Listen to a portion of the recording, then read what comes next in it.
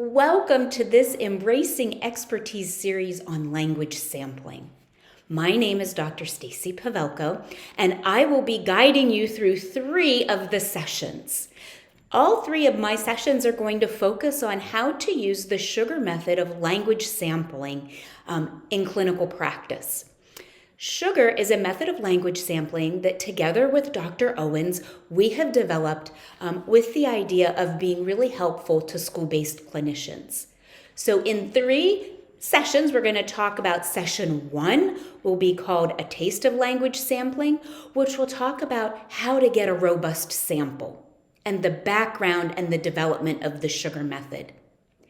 In the second session, the Sugar Cubes session, we'll talk about how to transcribe and analyze language samples using the sugar method. And then in the third session, the Sugar Blocks of language sampling, we'll talk about how to make some clinical decisions once you've gotten your data.